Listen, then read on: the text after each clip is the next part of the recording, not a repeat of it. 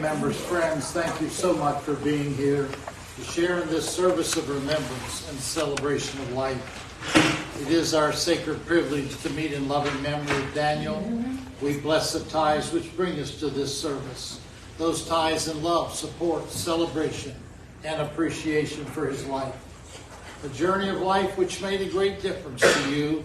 And as we reflect together upon this gift of life, we think of Daniel in terms of his years of being visible and active and interactive. A gift of life which generated pride. A gift of life with many skills and accomplishments. We'll all agree it's difficult to come to this time where we bid farewell to the physical aspect of his life. And a writer puts it this way: no matter how long or short a life is, we learn through our relationships. We learn through the high times and the low times. We always appreciate the times we've had in contact, communication, and care. Yes, we come with our sorrow, but we also come with our courage in the light of precious memories, in the light of love. To state his record, we meet to honor and celebrate the life, family life, friendships, career, and personal interests of Daniel Dean Paoli. In the words of Karen, he was gained June 10, 1953 in Illinois. He was lost December 23, 2022 in Tucson.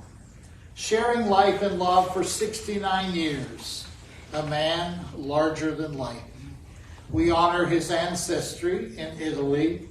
Grandfather Dino, coming to the United States, World War I era, worked as a milkman. Dan was very close to his grandfather. And Dan went on to become a great lover of history, the history of his area in Illinois. He enjoyed and studied American history, Civil War research. He loved our country. We remember loved ones who preceded him in death, including his parents. Dan will be terribly missed by his beloved wife of 26 years, Karen. Children, Sarah Paoli-Sanchez, Adam Paoli. Grandchildren, Carmela, Melina, and Sammy C. Sanchez. Son-in-law, Sammy J. Sanchez. Sister Irene, husband Mike Spotswood. And Liberty, or Libby Bella, his 4-year-old golden retriever. Other family members include Karen's daughter, Jennifer Taggart, and her sons, Zach, Ryan, and Brian.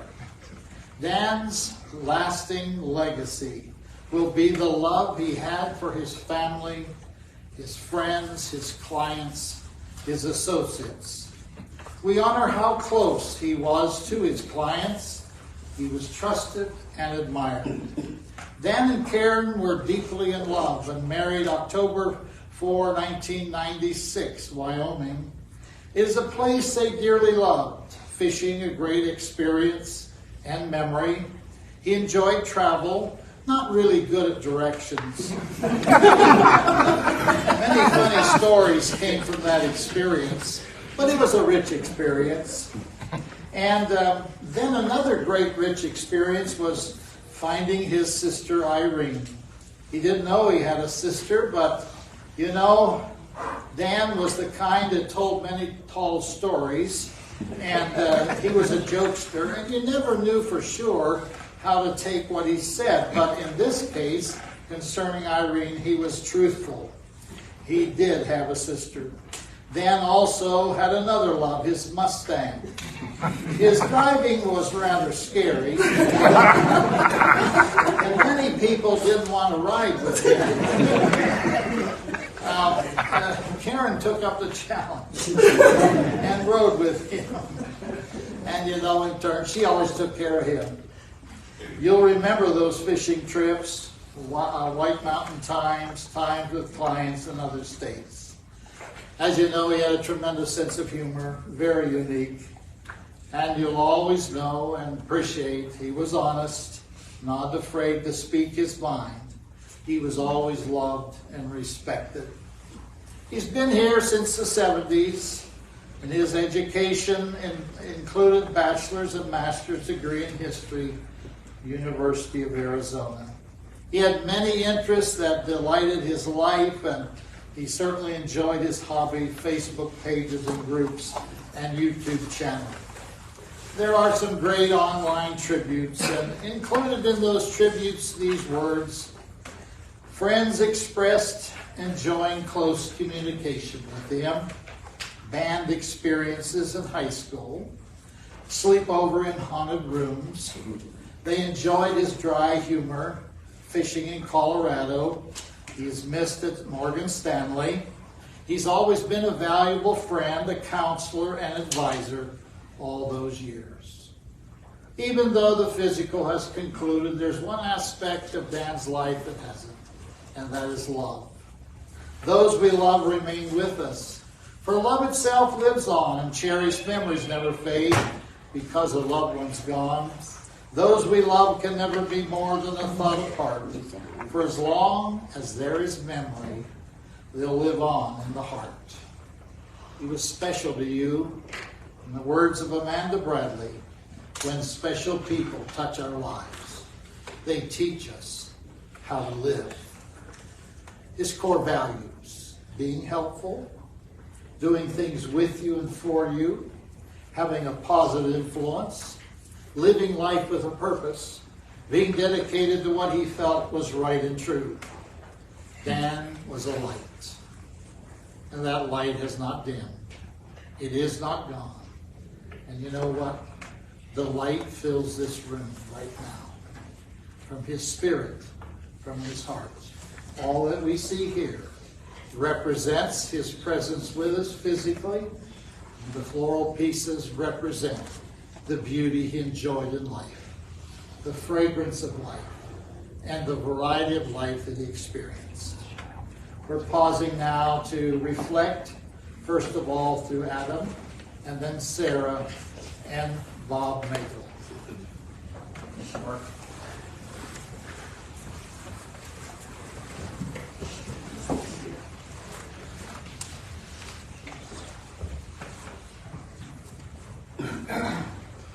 Well, first of all, I just want to say how honored I am to be able to stand here in front of so many people today that knew my dad and all had some sort of special connection with him.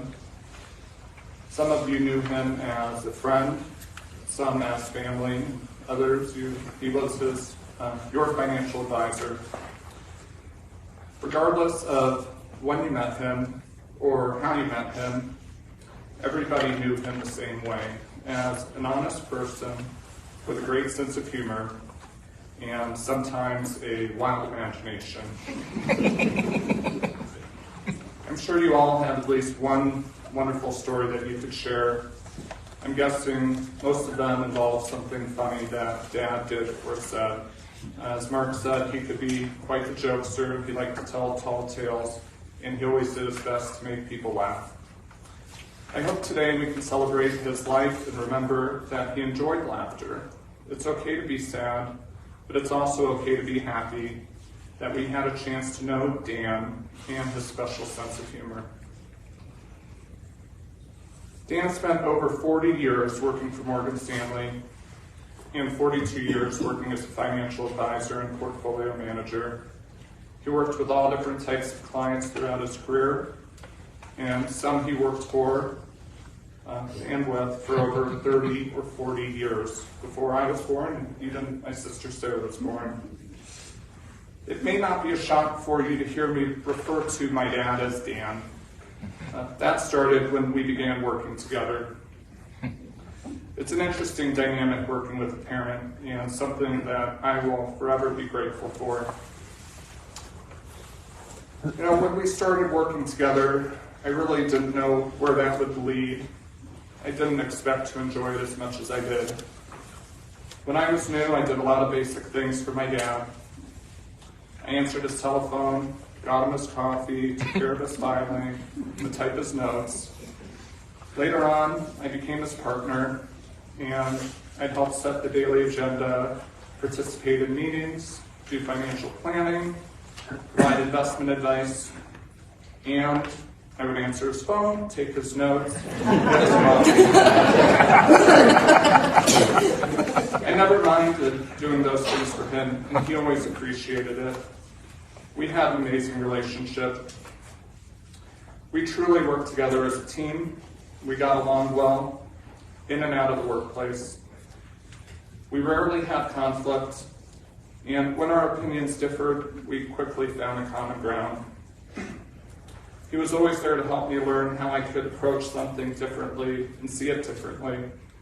He taught me that every difficulty presents an opportunity, and sometimes you just have to muddle through it. My dad once looked at me and said, "You know, it's really nice having you work here. It's like I have two brains." I still shake my head at that. He taught me so much over the years. It would take hours to scratch the surface.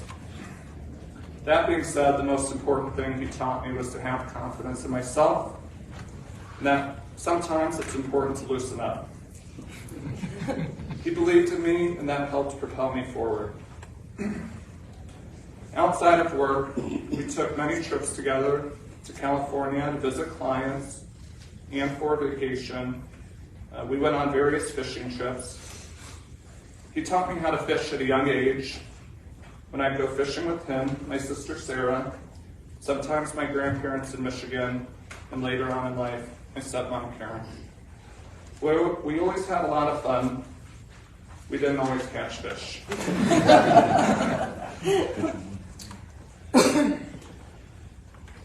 As Mark mentioned, in his free time, Dad spent hours creating and editing his own YouTube videos and administering private Facebook groups. He started a page for Gage's Lake History, which is the town in Illinois that he grew up in.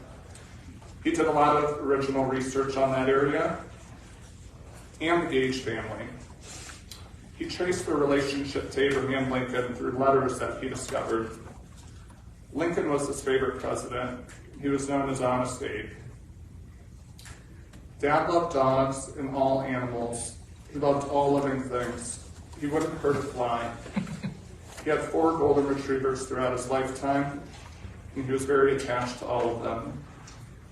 Most recently, he took his grandson, Sammy, to go adopt a dog and bring home Libby to Karen. It's basically join with Karen. Surprise! He affectionately referred to Libby as mine and Sarah's sister. Dad loved his wife Karen very much. They were actually introduced by a client. They enjoyed traveling together to New York, Colorado, White Mountains, Los Angeles, and all over the country. Karen did everything for Dad that she could to make his life easier and more enjoyable. And he took good care of her. They had a loving marriage and were lucky to find each other. Dad also was very close with his sister, our Aunt Irene. Irene is an extra special person in the sense that we didn't know about her until a few years ago. Thanks to some ancestry DNA testing, she discovered us. He was so excited to have a sister, and they quickly became very close. They frequently talked on the phone, and she would come visit us with her husband Mike and their dog Truman, who's here today also. I'm so thankful that they could get to know him and that they're here with us today.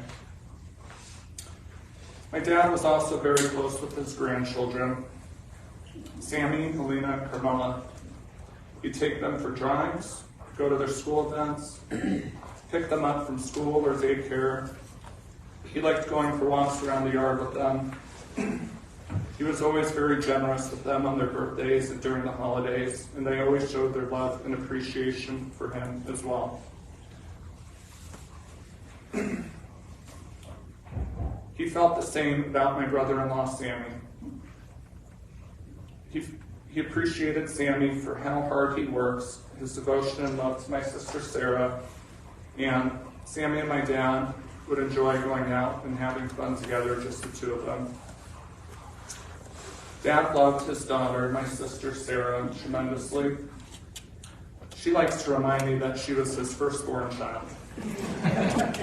I'm sorry she didn't get a chance to join the family business so we could all work together, but I'm very excited for Sarah to share next with everybody, and for our boss and friend, Bob Magel, to share afterwards. I just want to say that I'm really grateful to everybody for being here, giving me an opportunity to honor my dad and share a little bit about him. It's just unbelievable, the response from people and how much love there was for him. He loved everybody also so much. He always told me when I talked to him on the phone, when I'd see him, he always told me that he loved me, and I always told him I loved him. And he was a sensitive, loving, spiritual soul. May he rest in peace. Thank you.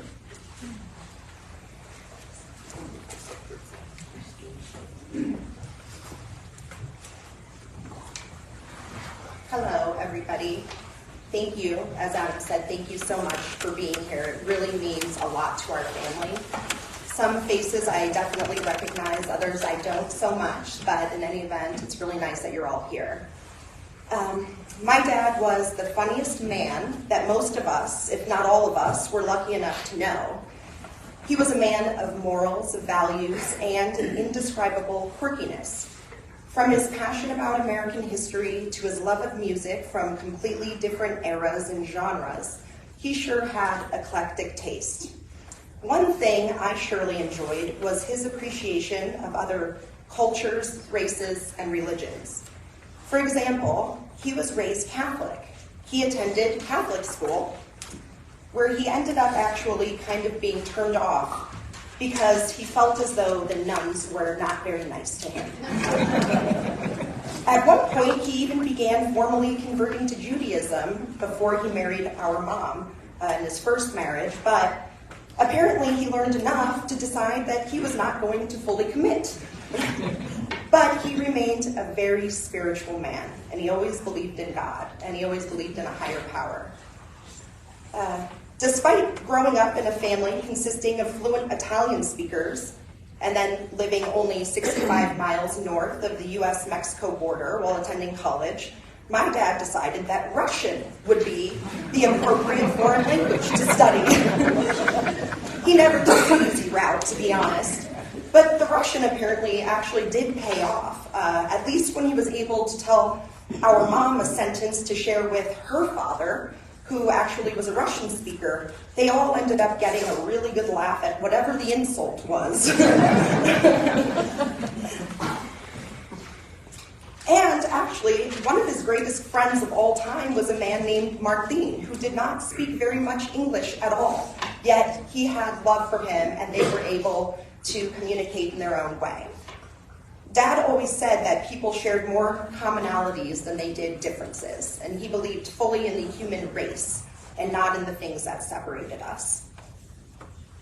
I was what I fondly referred to as my dad's firstborn, as Adam mentioned, but I've always given my brother a hard time and said I think I may have been his firstborn son, even though clearly I'm not a man. Since I was his first, I spent much time outdoors. Landscaping, gardening, hiking, playing catch, hitting baseballs. He taught me how to fight and how to defend myself at a very young age. So he really had a hard time when I started to become a young woman. But I think that's most dads anyways, with their daughters. My dad and I were actually extraordinarily close since before I was even born. He often told me that he dreamt of me as a young woman while he and my mom were pregnant with me. He always told me that I came from a twinkle in his eye, and I believed that my whole childhood. And as I've grown up and I've had my own children, I've actually realized how much I am truly a part of my dad, and hopefully passing on the same values, morals, important life lessons, and character traits onto my own children. My dad was extremely passionate. He loved his family and his friends fiercely. He taught me to always respectfully question authority. He taught me to always stand up for what is right and to speak up against wrongdoing. He showed me how to forgive and the importance of never being judgmental.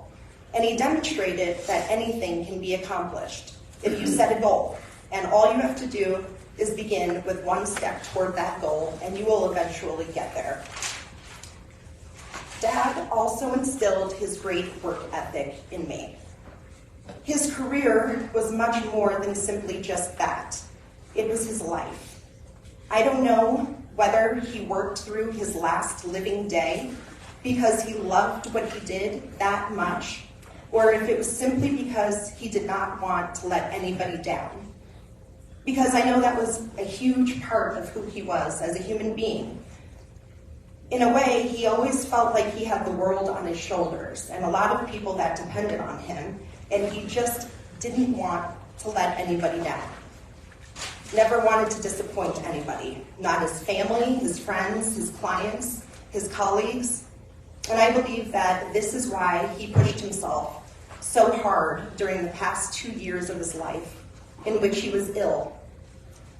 He always told me that when I find myself in hell, to keep walking. And that's exactly what he did. The best word I could find to describe my dad is actually a Yiddish word, which is mensch. That translates to a person of integrity and honor, someone to admire and emulate, someone of noble character.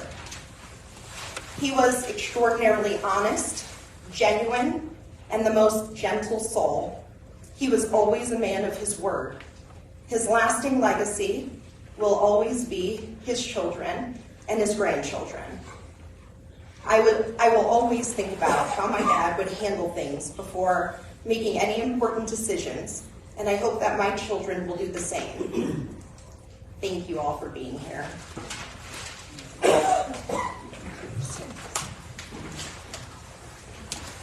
Bob Magel. Thanks, Bob. Good afternoon, everybody. My name's Bob Magel, and I'm the Morgan Stanley branch manager here in Tucson. I first met Dan in 1994. I remember Sarah and Adam were small babies. That was 29 years ago. It's hard to believe it's been 29 years. I came to Tucson to manage 4 Morgan Stanley office locations from out here at the time. Dan was a senior advisor in the main office location on Grant Road, and that's where I was took up residence. I was new to Tucson, and like Dan, I had a book of clients I had worked with for over 10 years prior to coming to Tucson, but now I was crossing over into a new role, which some of our advisors would jokingly refer to as the dark side of the business, called management. I remember that very early on, Dan, for one reason or another, went out of his way to take me under his wing. He was very proud of Tucson, and he wanted to help acquaint me with my new home. He helped me meet the advisors in the office and advisors at other firms as well. He was genuine in wanting me to be successful in my new role.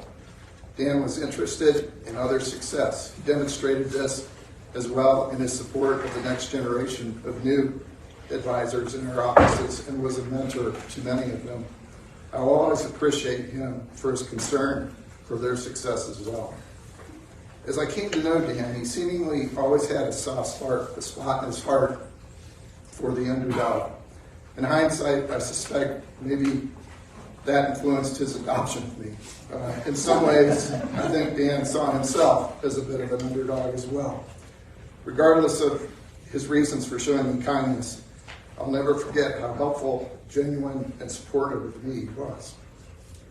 Dan had a couple of personality traits that will come as no surprise to you that know him. Dan could be pretty stubborn at times. He liked to debate issues. It was somewhat difficult sometimes to get him to see a different perspective. I remember a conversation that Dan was having with my wife and I, Melinda, at dinner one evening. She said, "Dan, that's the way they thought and did things back in the 70s. His response, without skipping a beat, was, "Melinda, I liked the 70s. He loved a joke and was not above putting you on the spot or playing an occasional prank on you, I still laugh at the voicemails he would leave on my work and cell phone, including him singing along to a country western song that was meaningful to him for some reason at that moment. Every time he would call me, he would say the exact same thing. Bob, this is Dan. I would try to explain to him that it wasn't necessary for him to always announce himself. Because the phone, would tell me who was calling. In addition, I knew his voice from hearing it on several thousand occasions. Nonetheless, he insisted. Dan was exceptional as a provider of financial advice to his clients.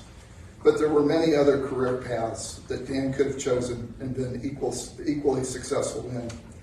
He would have made a great prosecuting attorney, although I don't think he really liked lawyers. That said, not to offend anybody who's a lawyer, I think he did have a great deal of respect for the good ones.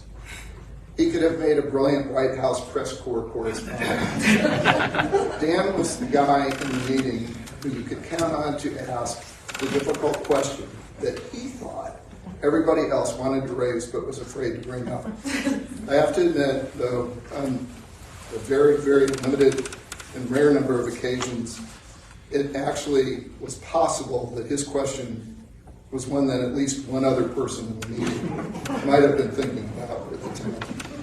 In looking back, I have admiration for Dan because Dan was not afraid to do things in any other way than exactly his way. He stood very much on principle. He had a deep interest in history. He took seriously what we do for a living, along with the absolute trust and confidence his clients had placed in him. I know that he instilled these values in his son and partner, Adam, who will continue to work with Dan's clients for many years to come. They will be well taken care of with his help. Last, some of you may know that Dan fancied himself as an outdoorsman and a sportsman. He loved to fish and was not beyond embellishment like many fishermen. I'm talking about his fishing prowess. He absolutely loved the outdoors, and he looked forward to his many trips to Colorado. Dan was fiercely proud of both his children, Sarah and Adam. He would often talk about their achievements and their successes to me.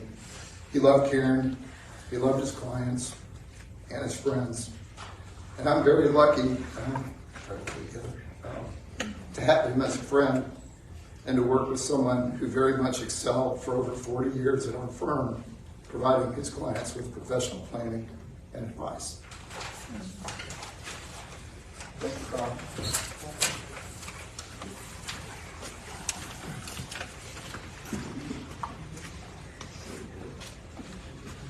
To our speakers, thank you for blessing the service with those great words and memories.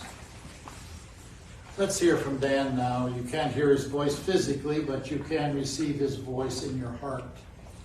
And I believe he wants you to know this.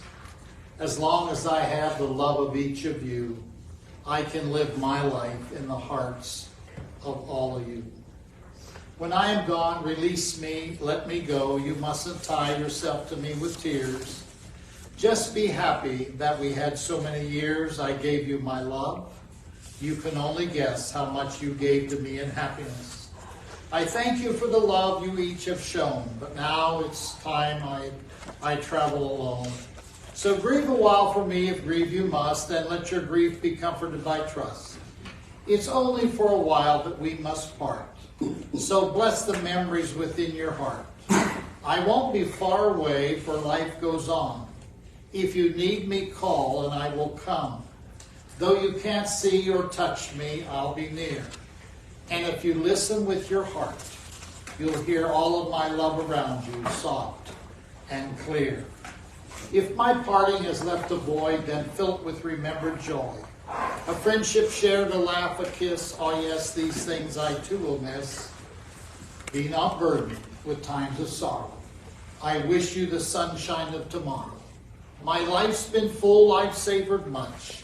Good friends, good times, and a loved one's touch. He made a great difference. And in the words of Emily Dickinson, if I can stop one heart from breaking, if I can ease one lengthy aching, or cool one pain, or help one fainting robin into his nest again, I shall not live in vain. His life was not in vain because he believed in fellowship. He believed in friendship. He believed in sharing from the reservoir of love, of strength, and of joy. He lived his physical gift of life, and it was not just physical, for he gave a gift of connection, a gift of communication, and a gift of celebration. Dan was a gift. And now to that gift we give thanks in this reading. As we look back over time, we find ourselves wondering, did we remember to thank you for all the things you have done for us? For all the times you were by our sides to help and support us, to celebrate our successes, to understand our problems, and accept our defeats. Or for teaching us by your example the value of hard work, good judgment, courage, and integrity.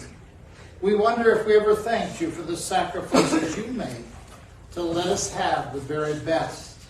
And for the simple things like laughter, smiles, and times we share. If we have forgotten to show our gratitude enough for all the things you did, we're thanking you now, and we are hoping you knew all along how much you meant to us. When we finish our services today, you'll go with memories. Memories, if they bring tears, a writer said, let them be cleansing. If they bring laughter, let it be warm. If they remind you of happier moments, let them be shelter to you through the storm. And so we reflect, we appreciate, we love, and we move on with the gift of life that we have. We will conclude now with a song, Take It Easy, by the